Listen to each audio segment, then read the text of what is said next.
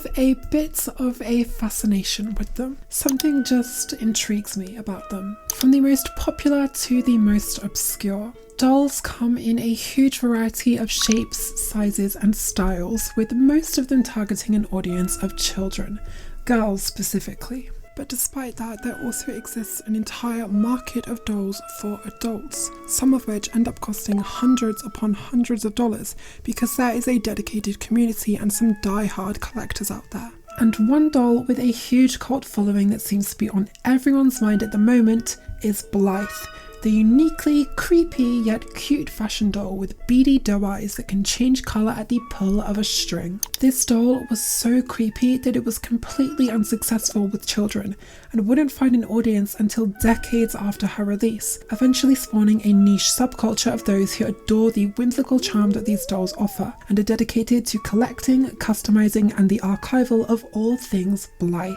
And some of it is kind of insane. Blythe customizers are incredible. How did this rise in popularity and shift in audience occur? Where did she come from? What is her story? Which Blythes are real? Which Blythes are fake?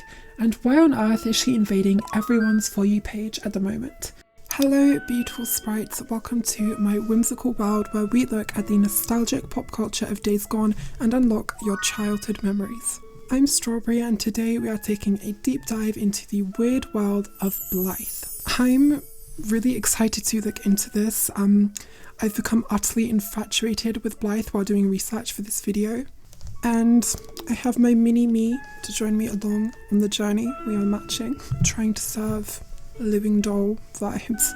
If you do enjoy the video, leaving a like will help me out a lot. And make sure you subscribe so that you never miss another upload. But yes, enough of me and more of Blythe.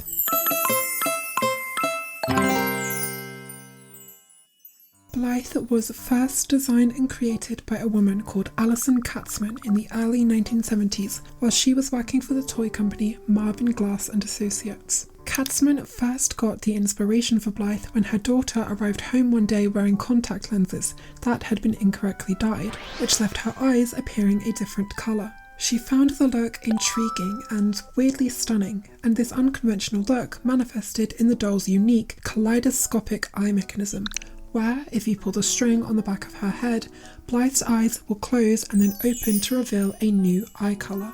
This is what made her new design stand out, and what gave the dolls that unnatural look which felt creepy yet cute all at once.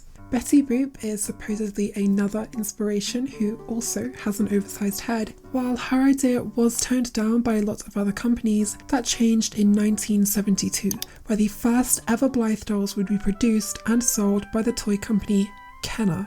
Blythe originally came in 4 different hair colours: blonde, brunette, redhead and raven. And on top of that were 3 different hairstyles. She stood at 12 inches tall with joints at her neck, arms, waist and legs, and she retailed at just $6.99, which is a pretty shocking number to hear if you're coming into this video with practically any pre-existing knowledge of Blythe, because nowadays to get your hands on any Blythe doll, let alone the shortly lived and very old Kenner dolls, is going to be very pricey and very difficult. There were 12 outfits in this initial run, including the Golden Goddess, Love and Lace, Pinafore Purple and Pow Wow Poncho, among others. I think it's interesting because although we're only at the beginning and these are technically the original Blythe, this style is not exactly what you might think of as Blythe coded. The colours feel very saturated and the outfits aren't very cutesy, for a lack of a better word, when I think cutesy is kind of Blythe's appeal in the modern day. I mean, these original dolls were designed in the 70s and you can kind of tell that, to be honest, with the style. That's also evident in the box design, which is full of swirly patterns and vivid colours. Blythe's original marketing material, which named her the fascinating doll with a surprise in her eyes, really displays the unique quality and charm she has when captured with a camera, which is definitely something to keep in mind as you'll see how imperative photography became to her eventual success. In Toy Fair catalogues from 1972 and 73, we see these wide photographs encapsulating her defining feature, the big blinking eyes and that iconography of her closing and opening them as she bats her rooted eyelashes. I also think that looking back at the grainy restorations of old commercials which had catchy jingles plays into the dreamlike, whimsical imagery that we associate with Blythe. Blythe, Blythe, a new look for Blythe. Take a comb and give Blythe a swing and new hairstyle. Open your eyes to the world of Blythe, the wide-eyed world of beautiful Blythe. Unfortunately, this initial run was not long-lived. Kenner would only produce these original dolls for a single year. It's believed they were so short-lived and unsuccessful because they were just too creepy for the intended audience of young girls, which I think in a way is fair enough. You can't argue that there isn't at least a little validity behind the claim. Whether it's intentional or not, I believe that Blythe plays on the idea that dolls are inherently creepy as a concept. While it's no secret that some people enjoy dolls for their creative and unique designs, some people just find them scary. And I think that probably comes down to the concept of the uncanny valley, where something feels strange when it's almost human or resembles human quality, but something is a little bit fake about it.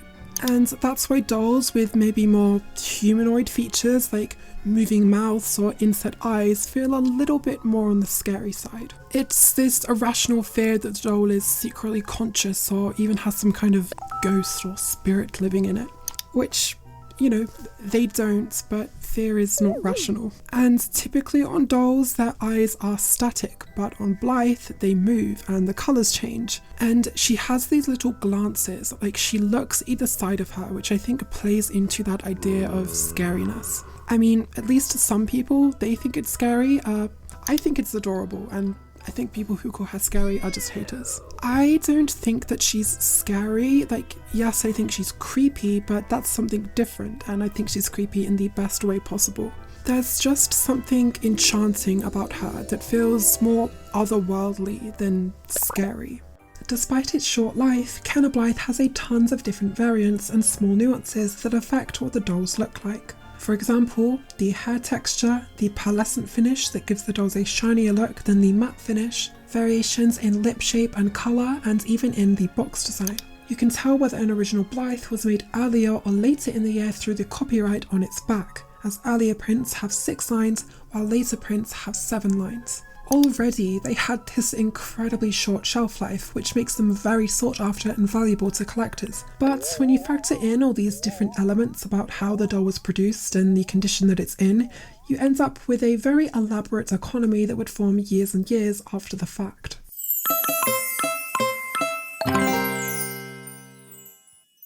After her underwhelming run in the early 70s, Blythe would fade into obscurity in the eyes of the general public. Her parents' company, Kenner, would be sold to industry juggernaut Hasbro in 1991, and I don't think they particularly had any plans for Blythe. It wasn't until the late 90s that Blythe would make a surprise comeback, thanks to a photographer called Gina Garan. She was a doll collector who had been told about Blythe by a friend, and back then it was easy to find Kenner Blythes for as little as $10 on eBay. So she did, and quickly became infatuated with her, building up a collection and even taking her Blythes around with her, snapping photos along the way, which developed into somewhat of its own art form of Blythe photography. I admire her work a lot. I think this is just one of those things that you get by looking at it, and if you don't get it, then it's not for you, because it's very difficult to put into words what on earth makes this aesthetic and visual style so appealing. I think the fact it feels right out of the early 2000s plays into the nostalgic energy we get from it now, but in terms of just the photography itself, the way she's created such a personality in these static dolls is amazing. She said herself that while she's tried to photograph others, there's no doll quite like Blythe. Each photo has this dreamlike whimsy, which many agree transports you back into that imaginative space of childlike wonder, or the indescribable and unquantifiable feeling of dreaming. While this photography began as something she did only for herself on a bit of a whim, it quickly grew larger than that. A few of her friends became smitten with Blythe, and they suggested that Garan should look into creating a collection and publishing her photos. In an interview she did with Collectors Weekly, she said, "I approached Hasbro about doing a book on her. They said, 'We have no idea what you're talking about. We don't own that doll. We've never heard of her.' After I sent them some information on her, they said, 'I guess we do own her. Go ahead and do your book.'" I find it funny that Blythe was so obscure and niche that not even the people who owned her had a clue who she was. Garan started contacting publishers about releasing her book, which manifested in 2000 with This Is Blythe, which single-handedly reignited interest in the brand and brought a whole new life and identity into its character. When the book came out, it was in People magazine, the New York Times, and fashion magazines like Women's Wear Daily, which did a 6-page spread. I had a thing in Japanese Vogue for a year. We did one photo on a full page per month for a year, each time with Blythe in a different designer outfit. Also, in 2001, her Blythe photography would feature in a marketing campaign with Sony for their Walkman mini disc, the first of a few times when major brands would use her unique image in this way. Suddenly, Blythe was developing an audience again, and it wouldn't be long until new Blythe dolls would begin being produced for the first time in years. At an event in New York, This Is Blythe caught the attention of Junko Wong, CEO of Crossworld Connections, or CWC, of Japan, who, acknowledging the doll's potential for huge popularity, sought out the license from Hasbro to begin reproducing Blythe dolls. To introduce her to audiences in Japan, Blythe would star in a cute TV commercial for Parco, a Japanese department store, where she became an almost overnight hit in Japan and across Asia. And I don't blame them. I think seeing her fully animated in this style is even more mesmerizing. Like, I need an early 2000s fever dreamish stop motion film where every character is a Blythe doll, like yesterday. In 2001, the first Blythe doll in almost 30 years was released, being the Parco Limited doll, which was exclusive to 1,000 units. These new dolls are referred to as Neo Blythes and were produced by Takara with a more relevant and cutesy look. Unlike the Kenner dolls though, these are all designed and released with adults in mind, costing typically well over $100 USD and mass-produced but in smaller quantities. And ordering a doll from overseas would set you back hefty postage and custom fees on top of the already steep price tag, so she can be a pretty big investment. And that's just for the base doll, when for a lot of people the appeal is going to be customizing her. There are many different eras for the Takara Blythe, which are distinguished by the different molds that they use. The first one, known in the fanbase as the BL mold, borrowed its body from another Japanese doll called Lika, and these included Hollywood, Rosy Red, Cozy Cape Inspired, Sunday Best, and Dotty Dot. The next mold is known as the EBL or Excellent Blythe and was used from 2002 to 2005. These used a body more reminiscent of the original Kenner dolls, with bendable knees, and are recognised through their wispy eyelashes and non-boggled eyes. Dolls with this mould include Bohemian Beat, Asian Butterfly, Cinnamon Girl, Fancy Pantsy, Very Cherry Berry, and Skate Date. 2002 also introduced a new size of Blythe dolls, who stand at just 11 centimetres, fittingly titled Petite Blythe. These began as small keychains but went through a few changes over the years. These aren't quite as well adored by collectors because they're little and, there isn't that market to customise them in the same way. But there have been hundreds of Petite Blythes throughout the years, and they're a much easier starting point thanks to their lower price. And for what it's worth, I think they're pretty cute. The SBL, or Superior Blythe mould, was used from 2003 to 2008, characterised by its small oval eyes and pursed lips. The internal structures and the eye mechanisms were also changed, now involving a 3-piece construction as opposed to the 2-piece construction, which made it all the more difficult for customizers to get the head open.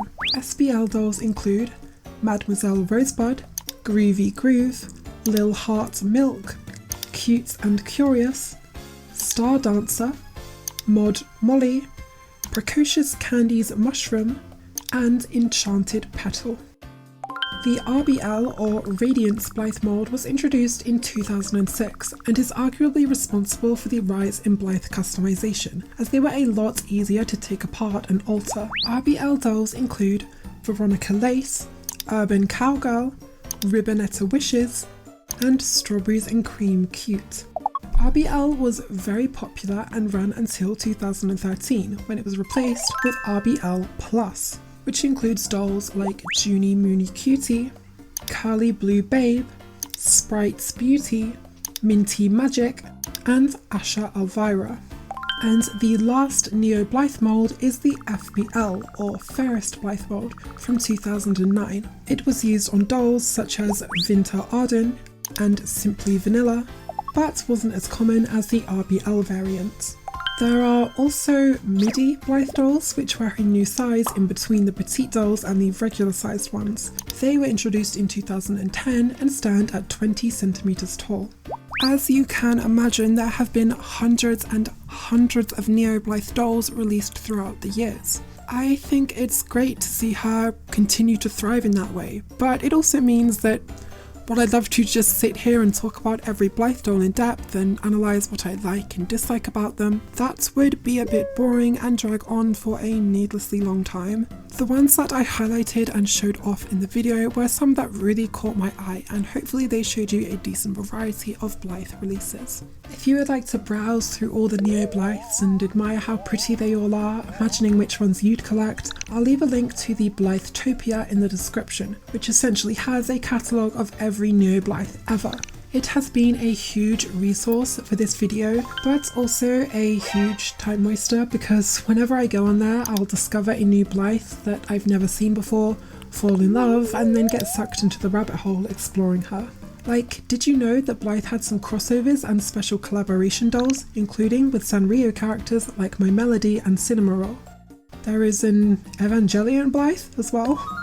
And of course, the Blythe Hatsune Miku collaboration, which just works perfectly. Instead, I would like to generally talk about her style and fashion across the years. With this sudden return, her clothing style would be drastically different to how it was back in 1972. Come 2001, she was also being designed and produced in Japan, which has a completely different culture. Where Western audiences wanted their dolls to be chic, audiences overseas wanted them to be cute. And acknowledging that her appeal was sweet and nostalgic, this was reflected in her dainty and feminine style. Many dolls also took inspiration from J-fashion subcultures, like Lolita with the high volume skirts, big bows and bonnets, and Victorian style structure. But I'd say she also has a kind of Mori Kai vibe in a lot of her dolls, which is a very flowy, layered, lacy style that's meant to give a whimsical appearance, as though you're living in the forest, kind of the precursor to the fairy call style. She's just a girl in the world. It feels counterproductive trying to explain or analyse because she's just Blythe. I mean, that's its own style entirely. Can I also just talk again about the adorable promotional stop motion videos that they did to tie into some of these dolls? Oh, to be a Blythe doll living my magical life in this strange void. Whatever this is my aesthetic.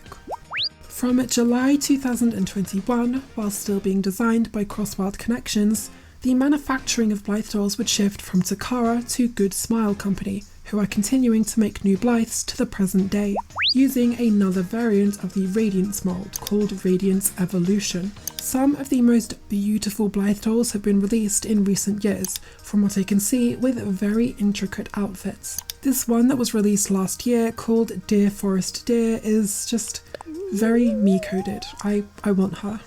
And looking back again a little bit, amidst Blythe having all of this success in Asia, Hasbro would license her out to Ashton Drake Galleries to produce a few dolls more directly to audiences in the US in 2004.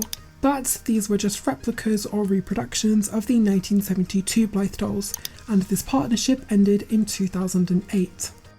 Shortly after though, Hasbro themselves decided to put their ownership of the quirky cult favourites to use. But before we get into the following section, which is very fitting to me, I just wanted to say thank you all for watching, and if you are enjoying the video, this is your reminder to leave a like and subscribe for more nostalgic content just like this.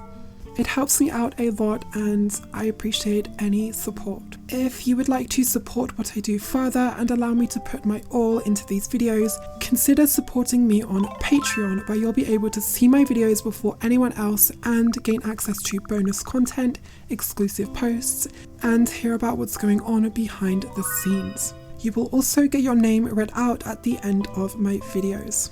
Of course, there is no pressure and I am only just relaunching it as I put this video out.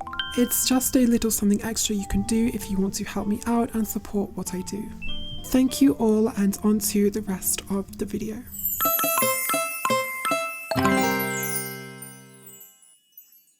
It is no secret that I am an LPS enjoyer. I am literally the physical manifestation of this little pink LPS cat. So the fact that these two worlds collide is so surreal, yet also so fun and silly to me. Littlest Pet Shop is actually where I first found out who Blythe is, and I can imagine that it's probably the same for some of you watching.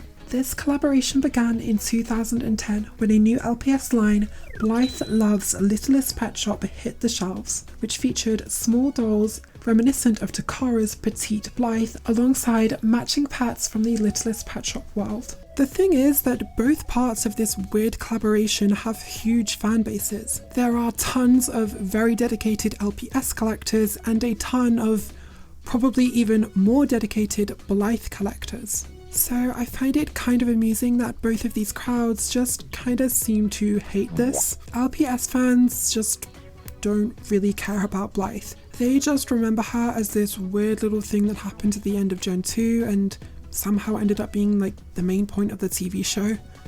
And Blythe fans, they don't want these weird bobbling animals, and they don't want tiny Blythes with weird outfits that don't even change eyes. But for me, who loves both of these things, it just tickles my brain seeing tiny Blythe in these silly little outfits. I think it's kind of the cutest thing ever, how Blythe is always matching the pets and like the little accessories and how fun it all looks in all the packaging.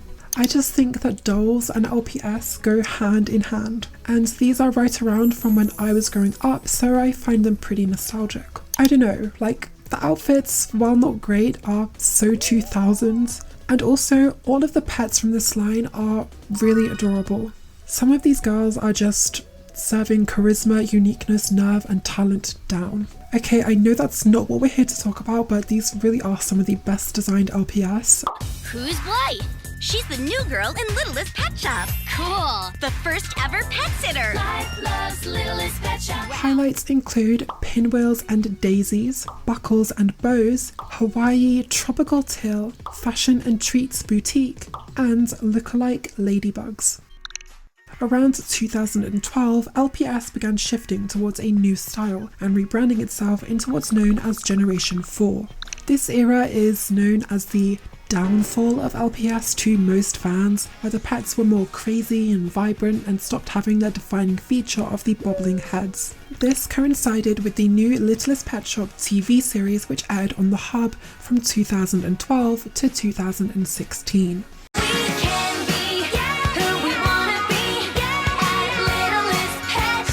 Interestingly enough, Blythe would actually feature very heavily as the main character for this TV show. Okay, I don't want to get too deep into it and try to only focus on the Blythe side of things, but it really is interesting to see how these things crossed over so heavily, yet feel like two completely different entities. In this show, Blythe Baxter is a teenage girl moving away to a new city with her dad. Below their new apartment is a small pet shop which is at risk of closing down. This is where the cast of animals like Zoe Trent and Penny Ling reside, and Blythe kind of magically has the ability to talk with them. So, do you have a name? Blythe. Her thing here is that she's a fashion designer, so she uses that to draw attention to the struggling store by designing these wild animal outfits. She also goes to school where she meets some friends and makes rivals with the Biscuit twins, Whitney and Brittany, whose parents run the larger rival pet shop, and who we can all admit were kind of iconic. Blythe would be voiced by Ashley Ball, a Canadian voice actress who you probably know best as Applejack and Rainbow Dash. And the series had a lot of musical numbers, so Blythe even had some singing moments. Hasbro, of course, would include her in the subsequent toy lines, except it was quite different to the Blythe Loves LPS line. She was less of a doll, I would say. She had moulded hair and was fairly small in a completely new style that resembled the TV show, but there was still a strong emphasis on clothing and style with different pieces that you could clip on and off her body. I just know my childhood self would have been crunching and munching on these just like those Polly Pocket clothes from the 2000s. Around 2014 to 2015, LPS would change its style again, including their Blythe products. The idea here was basically that her head could be detached and thus exchanged on different bodies, which had a variety of expressive poses and clothing options. To me, the toys from this era of LPS are not Blythe. I suppose I would just kind of consider this to be another girl who also happens to be called Blythe. You know, these dolls are not really considered part of the Blythe canon, if that's even a thing. And so no one considers this TV show to represent any kind of backstory to Blythe as a character. Like, no, this is not Blythe's dad. And even then, Blythe is not one person in the same way that, say, Barbie is not one person. This Blythe is Blythe. This Blythe is just a different Blythe. I fear I may have said Blythe too many times that it now does not even feel like a word.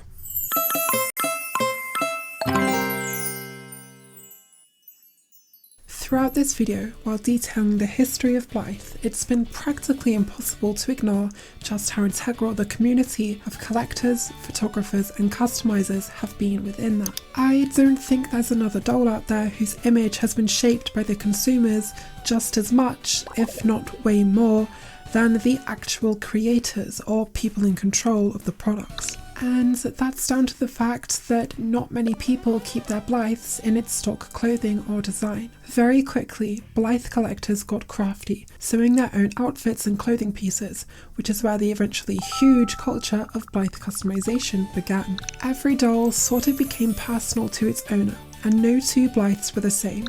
In an interview she did back in 2008, Gina Garan states, "It's part of why I started shooting Blythe in the first place. I've often referred to her as my doppelganger, a mini version of myself who is outspoken, not afraid of anything and self-assured.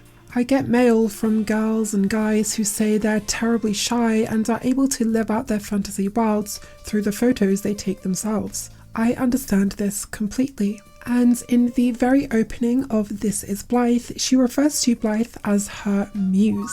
It was very common for people to seek out a doll with similar features to themselves, recreate their own outfits in doll form, or just alter the doll so that it looks more like them. This is what's known in doll collecting spaces as a mini-me, because who doesn't want a tiny, doe-eyed version of themselves that they can take around? I think that it is the cutest concept in the world and that everyone should have a mini-me. It's just a really fun way to express yourself. My Blythe is not exactly a mini-me, I mean in the sense that my hair is a lot darker, but other than that I do kind of see her as a representation of myself in some kind of way.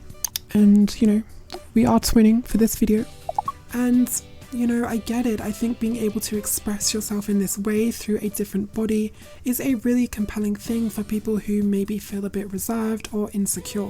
And I think it's lovely that so many people find this kind of common ground thanks to a doll.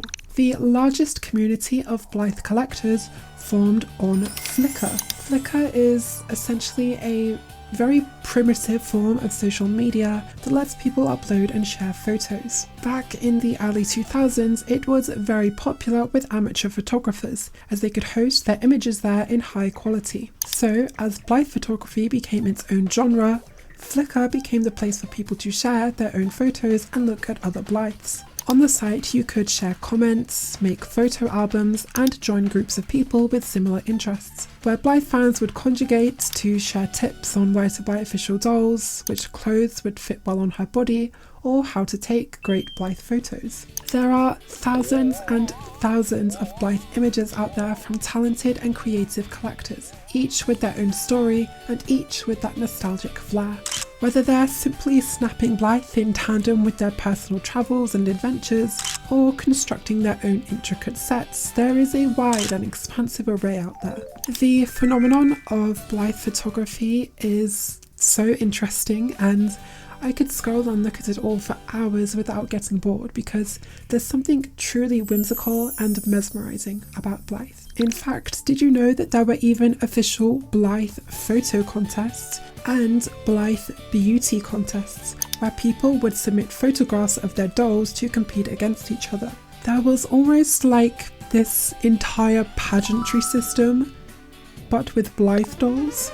And fans didn't just conjugate online. Since the early 2000s, there have been in-person meetups of Blythe collectors all over the world. I used the Wayback Machine to look at izzzyzzz.com, Gina Garan's website for all things Blythe, and it had photos of meetups in LA, London, and Korea as far back as 2004. And eventually, this would of course develop into full-on Blythe-themed conventions, which have been running for years now, across places like the US, the UK, and Japan. At these conventions, people can admire, buy and sell dolls, clothes and customizing tools, take photos, or just meet like-minded people. But fan conventions have a certain reputation about them, especially if they're poorly planned with drama behind the scenes. The most scandalous or dramatic thing that I could find about the Blythe community was the happenings of BlytheCon 2013,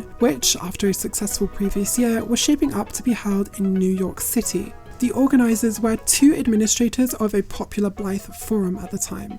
But the problem came when one of these admins was holding the money from BlytheCon's pre-booked tickets in her personal bank account. And then the money was being garnished. So this money that people had paid and was supposed to be going towards BlytheCon was being taken out of her account, presumably to pay back some sort of debt or something. I'm not entirely sure. This would leave the people in charge of the con scrambling to collect funds by selling dolls and asking for donations. Somehow, despite this incredibly poor planning and weird behind the scenes situation, the convention still managed to happen, but it just goes to show that even in fandoms for something as innocent as Blythe dolls, there can still be some crazy drama going on. And as the community grew, customization began to stretch a lot further than just new clothing pieces, which brings us into the wild world of custom Blythe dolls. Essentially, because Blythe dolls have mechanical ongoings inside their heads, you can actually unscrew it completely to separate the scalp, eyes, and remove the faceplate, which lets you draw on a completely new face-up. There are different levels to this.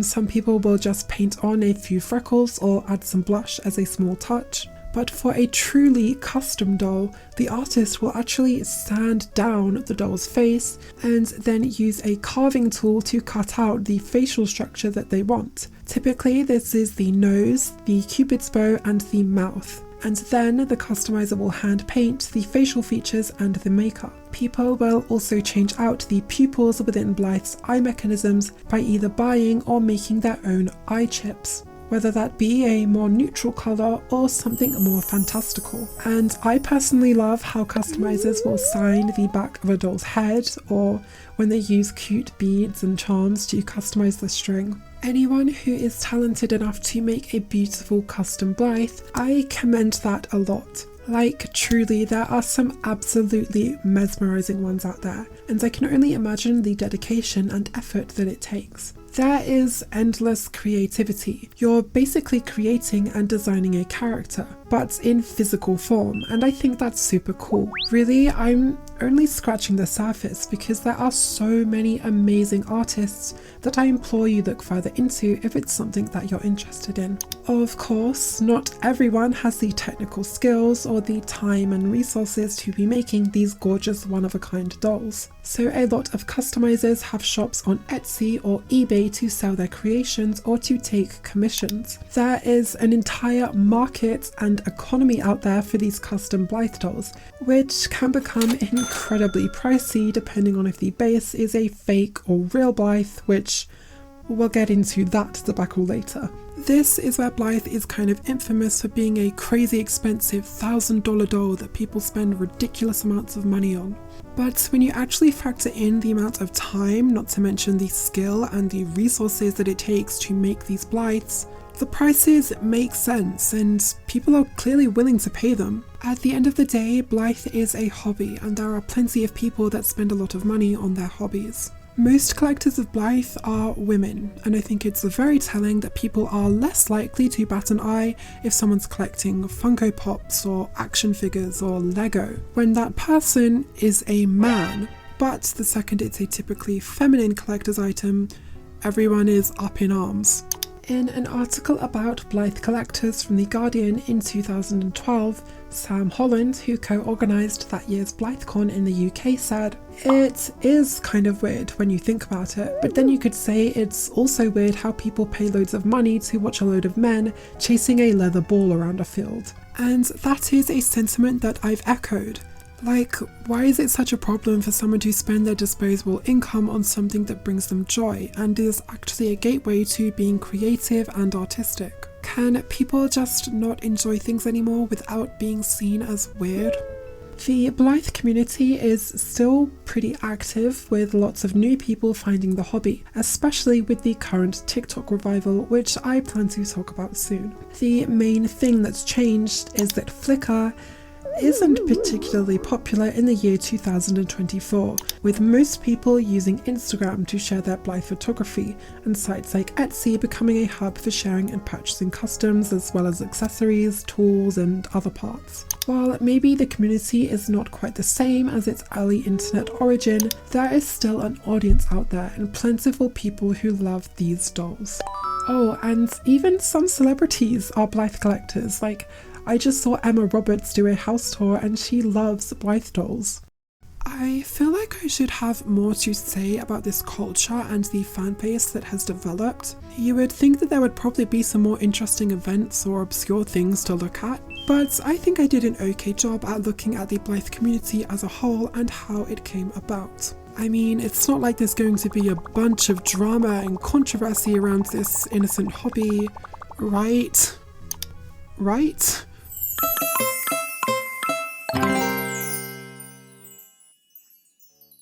If you've ever been on the internet and come across a picture, video or even meme where Blythe is the subject, there's probably a 50-50 chance that you weren't even looking at a Blythe doll.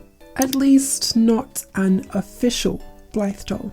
Because there is a huge market of counterfeit dolls. It's fairly easy to find them on sites like AliExpress, eBay, Taobao and even Amazon, where they can be purchased for a fraction of the price of an original Kenner doll or a brand new Takara doll. Bootlegs, or fakies as they're known in collecting spaces, are obviously not uncommon in the world of toys. You can go to your local dollar store and probably find cheap Barbie clones or My Little Pony ripoffs trying to grab the attention of unassuming parents or people just looking for cheap alternatives with their poorly translated descriptions and titles. Ah yes, the funny horse, my favourite. But the thing is with those that you can always kind of tell. There's just something a little bit off about them because they're much lower quality and have that bizarre, for lack of a better word, fake look about them. But Blythe is a different can of worms because 1, they're targeting adults, and 2, they tend to be quite high quality and replicate the dolls surprisingly well. The fakes first started popping up around 2008 on eBay with unknown origins. but it later appeared that they were made up of different parts from the Blythe manufacturing process, presumably pieces that didn't pass quality control. These were then put together and sold as what collectors refer to as factory Blythe. These factory dolls would eventually disappear as Takara moved their factory for producing the dolls. Instead, Blythe clones would start appearing on Taobao, which is a website known for selling a lot of counterfeits and cheaply produced products from China. Following the standard of official Blythe mold descriptions, these are labelled TBL or Taobao Blythe. As you can imagine, the arrival of Blythe copycats would cause a bit of controversy, and to this day there is still a huge split in opinions. Firstly, it brings into question the ethics of producing or purchasing these counterfeit goods, because they're essentially trying to profit from something they don't own, and stealing the design and work from others. But on the flip side, real Blythe dolls are incredibly expensive, and so many people who want to start collecting just cannot justify the price. Therefore, fakes offer a cheaper alternative for those who are new to the hobby. A common pipeline is that someone will start with a fake doll, and this lets them know whether the hobby is something they want to pursue further. And this can lead to them purchasing official dolls and custom dolls in the future. The cheaper price point also makes things a lot easier for customizers. You don't necessarily have to worry about messing up a very expensive doll if you're simply using a Taobao Blythe as a base, and this gives people much more room to practice and refine their craft. It also means a greater range of price points on the custom doll market in places like Etsy. If you are someone who cares about authenticity, there are plenty of official dolls out there. But if you just like the aesthetic or the creativity of Blythe, there are plenty of beautiful customs created on fakes. In my opinion, if someone is creating a completely new custom design, it makes so much sense for them to just use a fake as the base. You sort of have to understand that Blythe has become so much more than her official releases. I think she belongs to the fans, collectors and customizers just as much as she belongs to Kenner, Takara or Hasbro. Most fake dolls are sold nude anyway, so it's not like they're stealing officially released designs and outfits. Another huge argument in favour of the fake dolls is that they provide much greater diversity than any official release. 99% of Blythe dolls are extremely pale, but when fake dolls entered the scene, they had a much wider range of skin tones that actually included dolls of colour and dolls with bigger or curlier hair. It's not fair that certain people couldn't easily access a doll that represents them, or were much more limited in creating a mini-me. But with a huge market of fake dolls, the opportunities are much greater and the hobby is able to be more inclusive. Fans have even gone on to make Blythe boy dolls. While you could always kind of give them a short haircut or use masculine clothes, there are now unofficial dolls out there with a different body that includes a flat chest, which is great because doll collecting should be for anyone of any gender. Although cheaper price points sound great, there are a few downsides. For one, it can lead to overconsumption, especially as the market becomes much more flooded. There used to be a finite amount of Blythe dolls, whereas now a lot of people saw the high prices that people were willing to spend on the dolls and want to take advantage of that.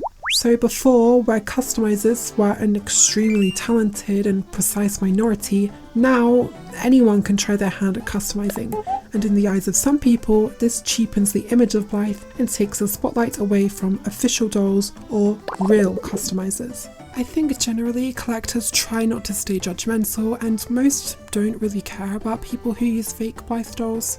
But maybe there is a little bit of a superiority complex there. Like, they might look down at unlicensed Blythes or get frustrated when people don't know the differences. And I get it when you can be kind of picky about the language that locals use about your interests. Blythe is a brand name, so these AliExpress or Taobao dolls are technically not Blythe. In the same way that any cheap dollar store doll with blonde hair is not a Barbie doll because Barbie is its own brand and intellectual property. It's not just a synonym for doll. But I don't think there's really any problem with casually referring to this as a Blythe doll when, for all intents and purposes, it basically is. Because yes, my doll is from AliExpress, meaning it's not official, I guess. I just cannot afford it right now, to be completely honest.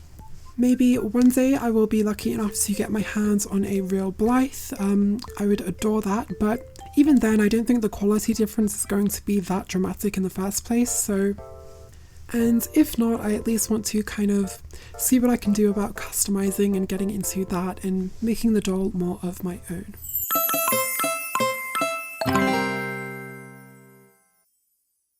So, TikTok got a hold of Blythe. We are going through what I would like to call the coquettification of Blythe dolls. Basically, there's been a small trend on TikTok revolving around Blythe dolls, thanks to a few viral videos from late 2023 that showcase the polarizing and hypnotic eye mechanics on a pink, hyper-feminine backdrop to the sound of Lana Del Rey's unreleased masterpiece, Queen of Disaster, featuring sparkles and glitter sound effects.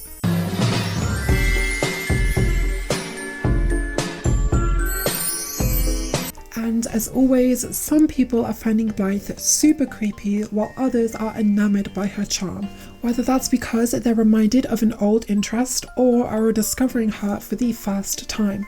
All around, there seems to be this new wave of people who are interested in Blythe on social media, with many even purchasing their own dolls. Almost all of the dolls people are using in these videos are from AliExpress, so they are fakes. I don't think the TikTok girlies are forking out prices for the authentic dolls, which, as I discussed before, I think it's fine, but when it does get a little bit icky to me is when people are also sharing a lot of Blythe images, particularly of customs, without crediting the artist or the photographer. A lot of people just don't understand that they're using images of customs. Girl bloggers are just pulling out whatever cute Blythe pictures they find on Pinterest and capturing them with, "This is me, if you even care." Me looking in the mirror after cutting my bangs too short. First date idea, I stare at you like this, or some other quirky caption. Which, they are funny, but it's sad to see artists without credit. So why did this sudden spike in popularity even happen? This might sound like a reach, but I think it probably has something to do with COVID that affected pretty much everything in life. A lot of this Blythe trend is down to nostalgia. People want to be reminded of their childhood, which may have been a simpler or happier time for people.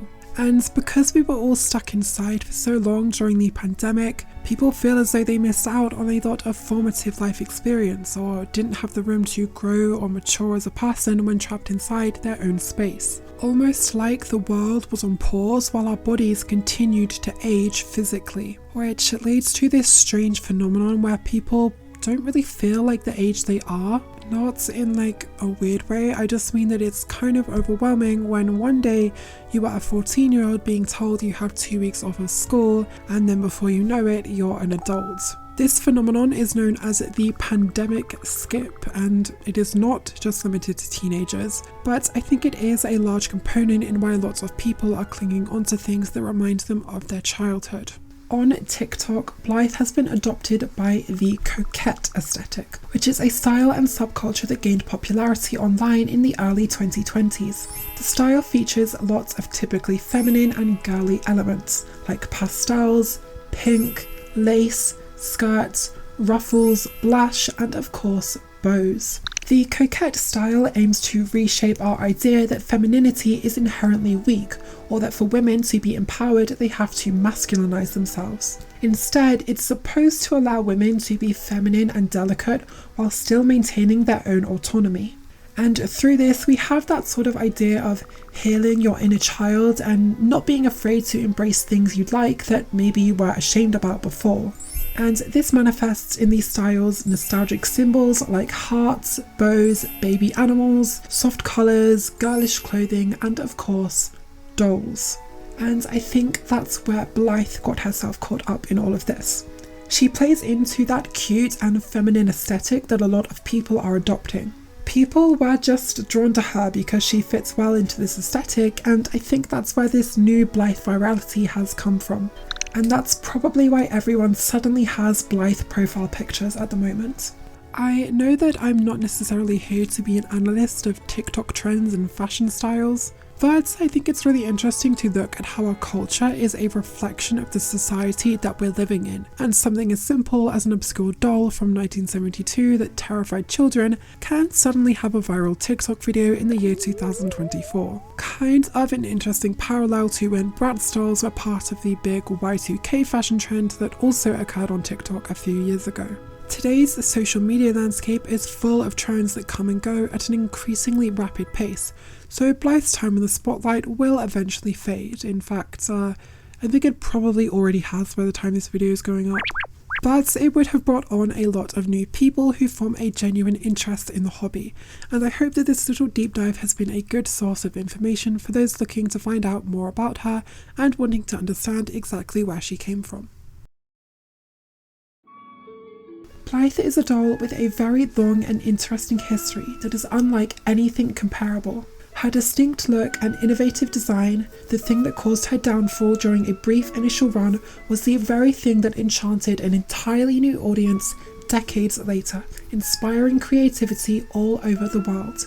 Whether a doll is real or fake, customized or in pristine condition, there is something fascinating about every single Blythe, and I hope you enjoyed hearing everything there is to know about her.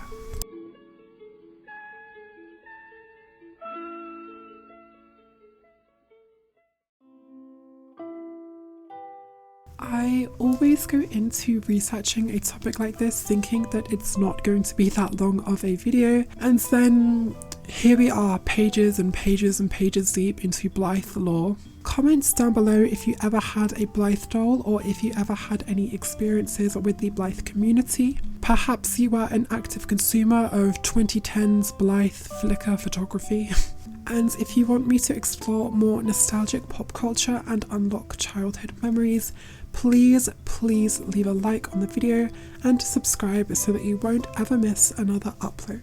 I put a ton of work into these videos, so it really helps me out. And to my existing subscribers, I am now going to address the elephant in the room. I am aware that I kind of fell off the face of the planet for a few months.